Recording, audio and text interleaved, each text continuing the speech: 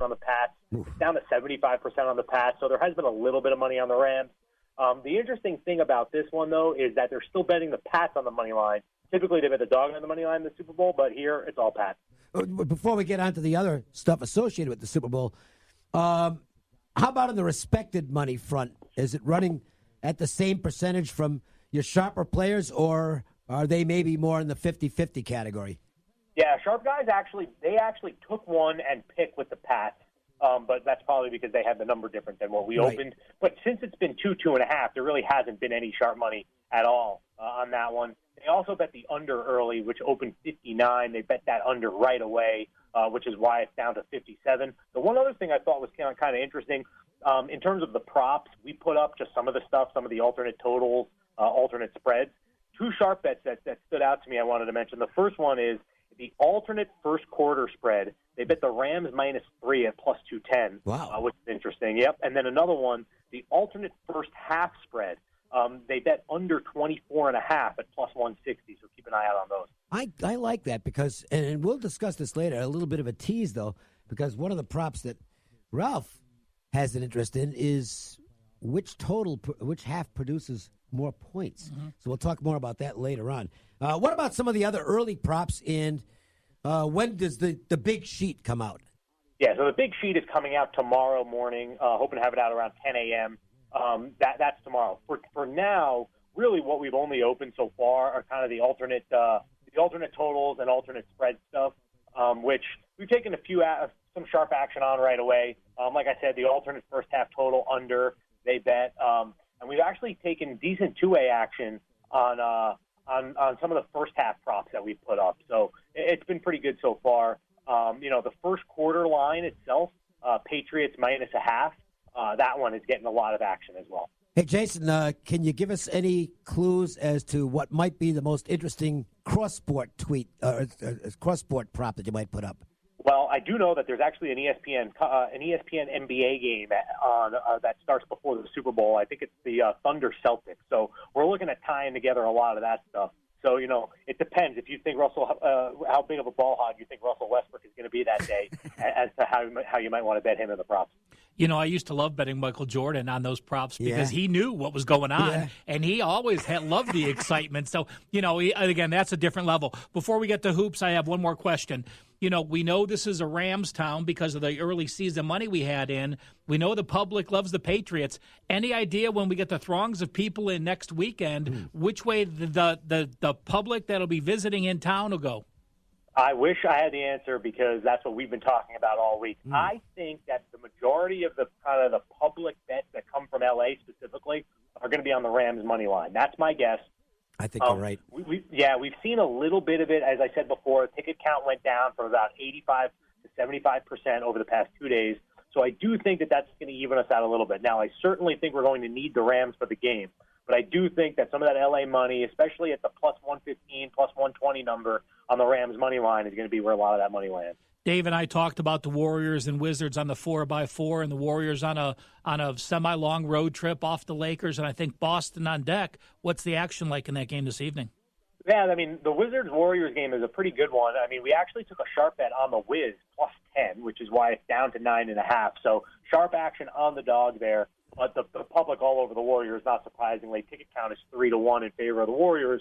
So you have a little pros versus Joes thing going on in this one. And we always know it's going to be busy action at the books. All the books in town write a lot of business when the Lakers are playing late at home on a night like this, and it's the national TV game, TNT, to boot. So you're going to do a ton of business on this game. Which way is it flowing? Yeah, Lakers so far. This one opened with the Lakers as a dog of +1. It's picked now. It was actually 1.5 for a little bit because the first action early on yesterday came in on the T-Wolves, and then kind of overnight the game kind of moved to kind of a pick where it ended up going to about noon. In terms of the ticket count and the money, though, we're pretty even. Really good two-way action so far. I think that's going to kind of stay put, and then I can see the Lakers money coming in late. Yeah, Public does like the over quite a bit here. That's what I was just going to ask. Is this one of those deals where, because it's the last game that gets started, basically, you get a late push from local fans who like the Lakers? Yeah, you have two pretty big favorites early on with the Warriors laying 9.5 and the Thunder laying 12.5. For sure, those are going to be bet a lot, especially in parlays. So when those games end, if that Thunder game can end in time, I could see a lot of that money getting rolled over to the Lakers.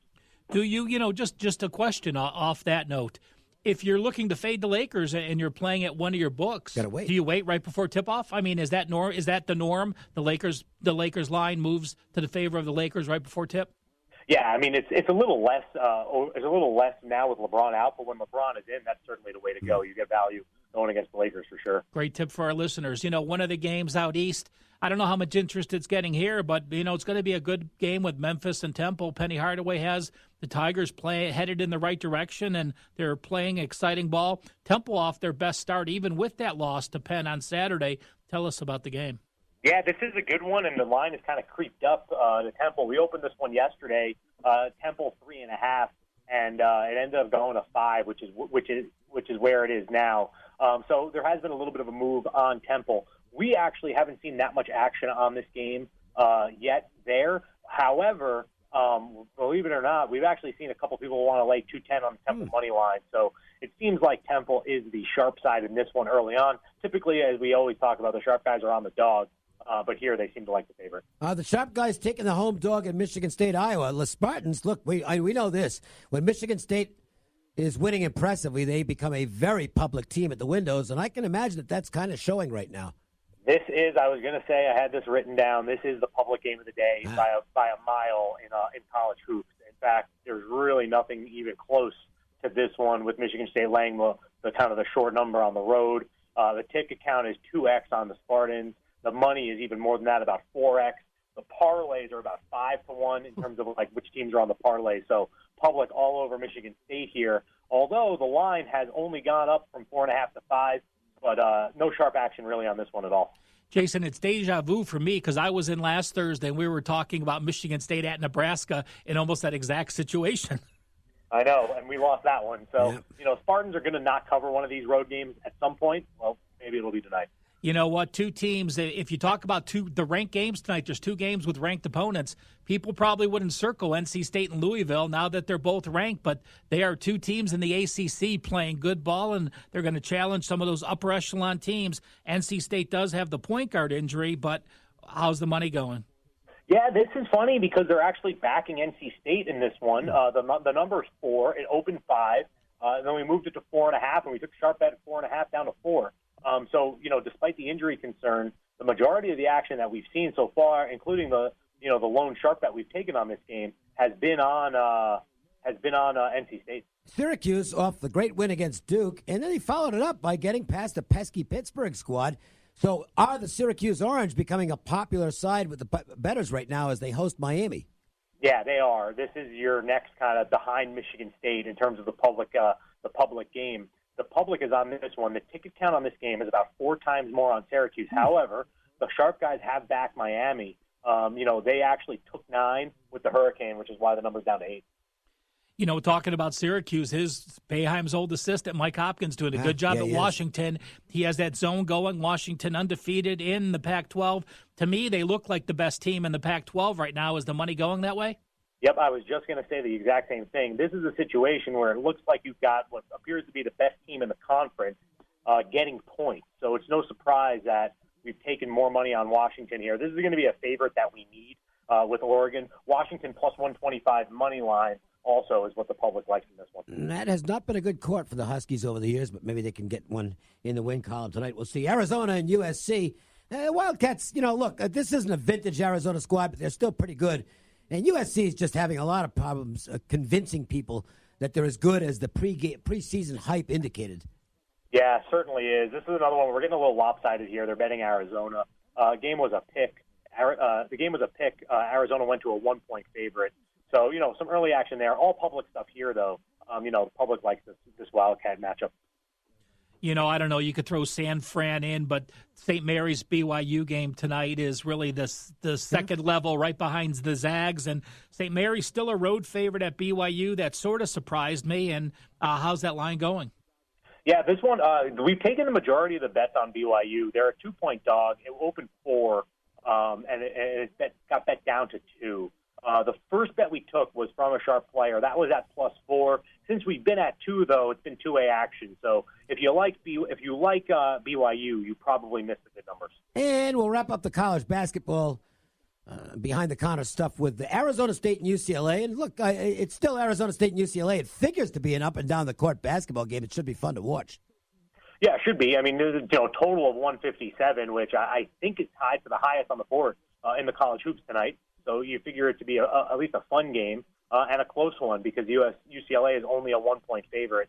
So, so far the public does like the Bruins in this one in what looks to be a high-scoring matchup. But we'll see what happens. I would expect to actually end up needing UCLA. People have been betting against them all year, and they've been doing pretty well with that. So I would expect it to continue. Calm before the storm, right? I mean, this weekend's kind of quiet. The NHL is off with the All-Star break, and that's a big betting prop. NBA and college basketball in action, but from here on, we're gearing up for the Super Bowl. Tell us about some of the stuff that's going to be going on for the Super Bowl at the various CG properties around town. Yeah, you're right. Calm before the storm. So we've got all the props going up tomorrow. Yep.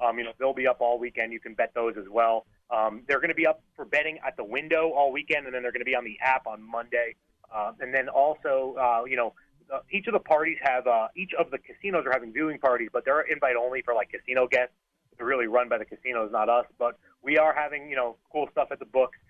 Seats are going to be limited. I don't really know if there are any left, but we certainly will have room for people to stand and hang out and watch the game. So if you do want to get the feel of the sports book on the Super Bowl, that's perfect. If not, if you just want to watch at home, come on in and download our app because all of the cool stuff is going to be up there for betting plus in-game on the Super Bowl as well. Well, yeah, and for locals, let's face it, the Super Bowl on the Strip in particular is a tourist event, just like the March Madness is. But a ton of people locally will be either hosting or attending parties at somebody's house.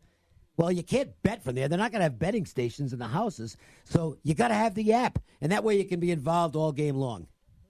Exactly, especially with in-game, because there's no worse feeling than when you bet the Super Bowl and you're out of it at the beginning, or you bet the props and you lose them in the first quarter, or you win them in the first quarter and you have no action for the rest of the game. So if you have the mobile app, you can bet in-game, you can bet the halftime and all that stuff. It takes 10 minutes to sign up, so I recommend coming down to one of our books and doing it. Jason, just one last generic question for you. When we're talking Super Bowl side, Super Bowl total, and props, breaking it up in those three, what percentage of monies go into those three, just catching you offhand? Typically props end up being about 25% of our handle. Now, it's about 80% of the quantity of that because there's so many, but they're so much smaller. In terms of the total volume, it's about 20-25%. The spread and the money line, I'll kind of group those together where you're just kind of quote unquote betting the result of the game. That's about 70% of the 70% of the action. Total is not as much as the props or the game itself, unless we take some unsuspected high roller bets on the total. But for props, I'd say 20-25% of the volume. But in terms of the quantity of bets, it's definitely over 50%. I'm trying to get a price on this, and maybe you can advise on which way to play. I follow Jason on Twitter at JSimbal, and the information leaking out today. Actually, Jason leaked the information himself. The Golden Knights are 1-4 when you show up at T-Mobile. So the prop is will there Jason Simbal be attending his next Vegas Golden Knights game in a disguise? I'm making the Will Go the favorite. I'll tell you this. I've been to 4 of the 6 losses this year. I even went to the opening game where they lost like 19-2.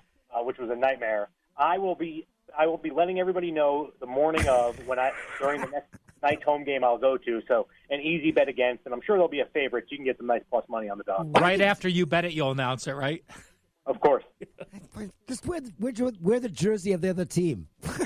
Now that might not work either. All right, Jason, we'll talk to you next Thursday and find out what's happening behind the counter. Great stuff as always. Thanks so much, guys. Follow Jason on Twitter at JSimbal. And check out your favorite CG Sportsbook location. They are fantastic locations, by the way. Those sportsbooks are absolutely gorgeous. I don't know if you're going to be able to be there for the Super Bowl, okay? It's going to be really crowded.